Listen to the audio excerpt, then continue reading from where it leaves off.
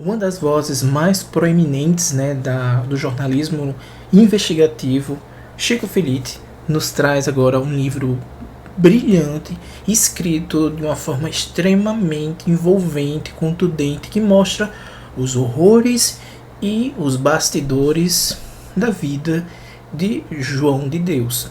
João de Deus também, o nome dele mesmo, né, é o João. O nome dele é João Teixeira de Farias, conhecido também como João de Deus, o Curador, João de Abadiânia, enfim. O Chico Felitti escreveu um outro livro também de jornalismo investigativo chamado Ricardo e Vânia. Eu li o ano passado, um dos melhores livros que eu li o ano passado. Eu gosto muito desse livro. Não fiz vídeo aqui no canal porque esse livro me impactou muito. Então, pretendo reler e fazer um vídeo sobre ele. Depois a gente conversa sobre Ricardo e Vânia, um livraço. Então, li hoje, terminei há pouco tempo, um livro que estou muito ainda sem saber o que falar sobre ele, mas é um livro que me impactou muito e que é um livro bem chocante, né? Extremamente audacioso e corajoso o Chico Felitti fazer isso aqui, mas é de um brilhantismo enorme. Eu gosto muito da escrita dele porque é uma escrita extremamente envolvente e nos deixa mergulhado na história. E desde ontem eu estou mergulhado nesse livro, estou assim ainda sem saber direito.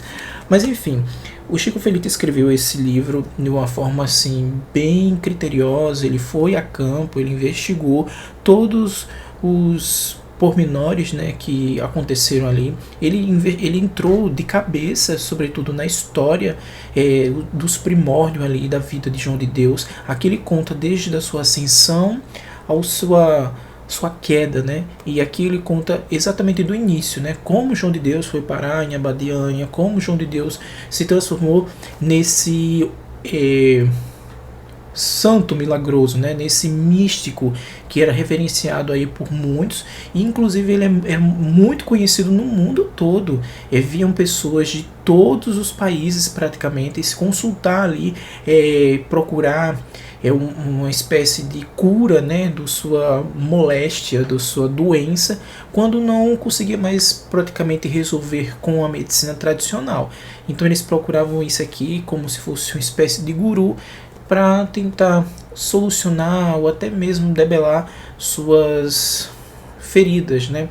A história de João de Deus começa bem antes, né? Lá no início bem antes da década de 70. A década de 70 é um fato marcante que mostra nesse livro, porque a década de 70 é quando João de Deus chega lá em Abadiânia. Mas Chico Felitti ele conta um pouco antes disso, né? Inclusive ele lá em Anápolis, em outras cidades ali em Goiás. Sim, Abadiânia fica, é um município, se eu não estou enganado, uma cidade em Goiás. Então ele conta antes dele chegar em Abadiânia. O João de Deus, vou chamar ele assim, né? Mas o João de Deus, ele desde mais novo, a gente aqui, né, lendo o livro, já percebia esse vocabulário dele, essas pitadas, essas características de que ele seria uma pessoa assim enganadora, charlatão, enfim, é um típico mesmo de enrolar as pessoas com a sua lábia, que ele tinha uma boa lábia, ele conseguia convencer as pessoas, ele é uma pessoa que sabia convencer, ele usava ali as palavras, usavam todo um vocabulário para tentar convencer essas pessoas. Então ele se auto-intitulou, podemos dizer, um místico ali em Anápolis, e inclusive já tinha seguidores antes mesmo de ir para Abadiânia. Ele já estava procurando um lugar, né, um refúgio, uma cidade um pouco afastada, porque ele já estava sendo perseguido por algumas pessoas que estavam incomodadas. A Igreja Católica já perseguia, mesmo os policiais e alguns delitos, né? Tinha pessoas que não gostavam dele. Então ele queria se afastar daquilo, ele queria ir para um lugar, encontrou Abadiânia, uma cidade meio remota, assim, estava um povoado bem pequenininho, então ele se instalou por lá, né? E aqui acontece a história desde os princípios ali. Eu achei bem interessante o Chico Felitti trazer essa linha do tempo. O livro ele vai e volta, né, que tem capítulos que passam em 2019, outros capítulos passam na década de 70, década de 80 e fica reversando, mas ele faz uma linha de tempo bem interessante. Aqui quando ele chega em Abadiânia, né, ele consegue já ter essa ascensão de místico, de curandeiro. Por quê? Porque ele já tem um grupo de fanáticos, né, que vai atrás dele, e com isso outras pessoas já sabem do milagre, né, que ele opera ali, milagre que ele opera, e é bem interessante porque quando ele chega em Abadiânia, acontece um evento lá, que eu não quero dizer aqui, se vocês forem ler o livro, vocês verão, ou se não, vão ver a série, eu acho que a série que vai sair na Globo agora, Globoplay, se eu não chegar do nome, Em Nome de Deus, vou deixar aqui a capinha para vocês verem, mas Em Nome de Deus, que é um documentário bem interessante a respeito da vida do João de Deus. E aqui ele chega nessa cidadezinha, né, lá em Abadiânia, e opera uma espécie de milagre. Esse milagre é com uma mulher lá, que acontece um evento bem a priori simples, né, mas ele consegue dar debelar lá, e com a lábia dele ele diz que foi um milagre.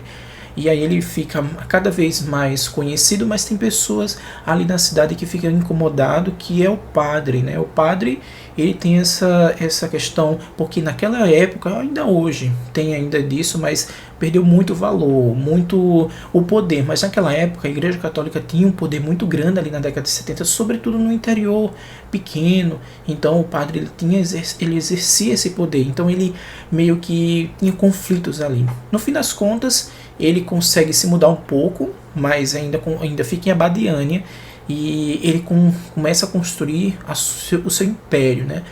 Vai para uma espécie de... Tudo ele diz que é milagre, né? Vai para uma espécie de granja, de fazenda, que não dá nada, que não progride e tal. Quando ele vai para lá, começa as chuvas, que era raro ali ter, e ele diz que era um milagre dele. Mas enfim, nessa coisa toda, ele começa a construir a casa, né? A casa de Inácio Loyola, que é a entidade que ele disse que ele recebe, foi uma das primeiras entidades que ele recebeu. Inclusive o próprio livro aqui do Chico Felitti, ele diz que o João de Deus ele recebe ao todo, em torno de 35 entidades de diversos atividades, diversas profissões, médicos, engenheiros, curandeiros, acho que só tem duas desses 35, só são duas entidades que são de cunho feminino, mas tudo é homem. E nisso, né, ele consegue ali crescer seu império com toda aquela lábia dele, e consegue construir aquele circo de horrores, podemos dizer assim, porque ele consegue construir tudo aquilo com a sua lábia e com muitas mentiras. E ele consegue também, com isso, juntar muitos seguidores, tem os seus discípulos ali, e que, no fim das contas, meio que acobertam os seus delitos.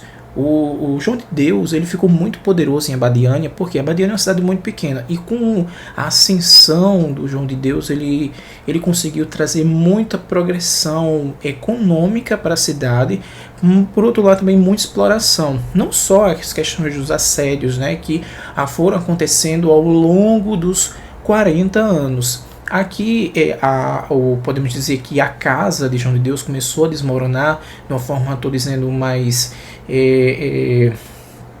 metafórica, né?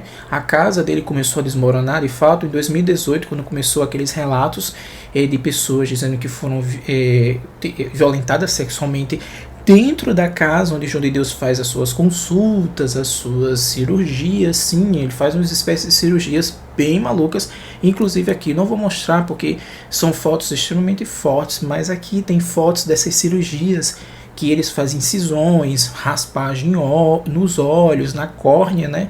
E, enfim, só lendo mesmo para sentir o impacto que esse livro ele nos causa, e até agora eu estou impactado. é inevitável não fazer uma comparação com Rasputin, sim, aquele místico russo, né? Eu não sei se vocês conhecem a história, mas existe uma biografia aqui no Brasil que é Rasputin. Vou deixar aqui a capinha, vale a pena. Também vou deixar o link aqui embaixo para vocês, se quiserem adquirir, mas vale a pena ler essa biografia. Essa história de Rasputin é uma história extremamente enigmática e controvérsia, mas ele tinha muitos aspectos.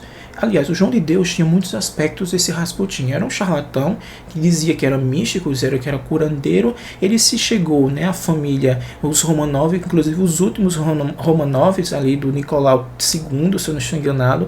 As czarinas ficaram encantadas porque eles chamavam que o Rasputin era o enviado de Deus, era o mensageiro de Deus. Eles estavam meio que naquela época meio que desenganados, como o caso também de várias pessoas, né, que foram em busca de João de Deus, porque a maioria estavam desenganadas, queriam uma solução para os seus problemas de forma imediata. Então naquela época lá, nos Romanovs, foram os últimos Romanovs, eles queriam uma solução de imediato. O filho dele, o mais novo, tinha hemofilia, então era uma coisa que eles não conseguiam solucionar. Eles tinham sangramento constante, difícil coagulação, enfim, e era o herdeiro deles, né? Então ele queria uma solução, e chegou esse Rasputin para ajudar de forma mística, tentando trazer toda essa solução e essa cura para o menino. Em contrapartida, era só mesmo uma fachada, mas o Rasputin era um sádico, era um cara que só pensava em sexo, em orgias. Era uma coisa bem bizarra. Enfim, tem uma série do Netflix chamada Os Últimos Czares. Vou deixar aqui a capinha, vale muito a pena ver. Se eu não estou enganado, é o terceiro episódio dessa série, que é só sobre Rasputin, né? Então é incrível saber. Ali você fica com nojo, e de fato é inevitável não fazer comparação com a história de João de Deus. Aqui ele constrói um império, e esse império é de uma forma bem bizarra. Por quê? Porque o João de Deus ele era extremamente forte, como eu tinha dito anteriormente. Ele era poderoso ali porque tinha muito dinheiro rolando, tinha muito, inclusive ele se envolveu com coisas estranhas, como por exemplo o contrabando de material radioativo, e isso trouxe também inúmeros problemas, mas ele tinha outras coisas aí envolvido com minério, enfim, era muito dinheiro rolando. Ele tinha em torno de 11 capangas ali que ficavam ao redor dele para protegê-lo, e fora os seus súditos ali, seus discípulos, né, que meio que alguns acobertavam de fato, sabiam que aconteciam os assédios, né, ali dentro da casa, mas alguns faziam vista grossa. Então em 2018 a coisa tomou assim uma proporção enorme. A casa de fato dele começou a cair de forma metafórica. A casa dele começou a cair, e em 2019 a gente sabe aí que ele foi preso e ainda está preso e está sendo julgado. É interessante saber uma coisa que o Chico Felitti coloca aqui. Lá em 1880, uma menina já tinha sido já tinha sido, os pais de um adolescente já tinha relatado isso, que o João de Deus tinha violentado ela. E isso rolou, inclusive processo, e andou por alguns anos, mas praticamente não deu em nada. O cara é extremamente poderoso ali, muitos tinham medo, né, do seu poderio, né, o que poderia trazer, porque tinha relatos de pessoas que desapareceram, ninguém sabe onde foram parar, essas pessoas que foram confrontar o João de Deus. Então tinha tudo isso circulando ali. Era uma espécie de seita, mas ao mesmo tempo uma máfia. É uma coisa bem tenebrosa. O que a gente percebe é que ele não queria levar desaforo, ele não queria ser confrontado. E, enfim, aqui ele teve uma repercussão internacional muito grande, né? Inclusive essas pessoas que foram violentadas foram pessoas também de outros países, e isso é bem interessante você visualizar, né, essas violentações de estrangeiros também. Eu acho que isso vai sair, saiu na mídia, né? E acho que vai sair também nesse documentário da Globo. Mas essas questões todas, esse aproveitamento, né, do momento mais frágil do ser humano, quando o ser humano está doente, ou o ser humano procura de tudo para se livrar daquilo, para tentar sobreviver mais dias, meses, anos. Então ele procura, no ato de desespero de fragilidade do ser humano, o João de Deus usa essas pessoas dessa forma, violenta, de forma terrível ali. Ele inclusive mandou construir uma salinha, né, uma espécie de sala que só ele ficava lá dentro. Quando ele estava atendendo pessoas, ninguém poderia interromper. E a gente começar a juntar algumas peças, e possa ser nesses períodos aí que ele violentava as pessoas. Mas enfim, ele ficou bastante conhecido no mundo, inclusive muitos artistas foram para lá se consultar com ele, inclusive canais dos Estados Unidos vieram até o Brasil para entrevistá-lo. Enfim, era uma espécie de celebridade, né? Mas muita gente tinha uma pulga atrás da orelha, mas não queria interromper, não queria interferir nos negócios, porque o negócio ali era muito poderoso, envolvia muitas armas, foram encontradas armas, então tinha tudo isso. E outra coisa, por causa da casa, né, por causa do João de Deus, que tinha repercussão e trazia muitos fiéis, e muitos fiéis do mundo todo, dólar, euro, tudo circulava ali. Então trouxe muito progresso para aquela pequena cidade. A economia girava em torno do João de Deus. Então ele se sentia rei, né? Se sentia um dominador ali de tudo aquilo. Em torno da casa, né, de onde o João de Deus ele morava e fazia as suas consultas, foram construídas pousadas, hotéis ali, para que acomodasse. Então cresceu muito, e é interessante que tudo ali naquela redondeza, se você quisesse de fato fazer uma coisa, você teria que pedir permissão a esse indivíduo aqui. Então aqui mostra, o livro é um livro extremamente contundente, vale muito a pena ler, mesmo que você não tiver estômago para isso, mas vale, porque a escrita do Chico Felitti é muito maravilhosa, e a pesquisa que ele fez é uma pesquisa extremamente profunda. Ele vai esmiuçar de fato toda a vida de João de Deus, dos familiares, de amigos, dessas pessoas ali que viveram ao redor dele, vai procurar muitos documentos, então vale a pena. Há imagens aqui, tem inúmeras imagens, e vale muito a pena. Eu li esse livro de uma forma compulsiva, porque eu queria saber onde ia acabar tudo isso, né? E de fato aqui ele mostra toda essa monstruosidade, pessoas que sofreram, inclusive eu achei bem interessante, porque era esse meu questionamento. Tem essas cirurgias, né, essas incisões nessas pessoas, que ele meio que ficcionava, dizendo que tirou tumores malignos, cancerosos, ou fez uma raspagem, tirou uma determinada doença, enfim. E eu queria saber de fato, será que a medicina, o CRM não foi investigar isso?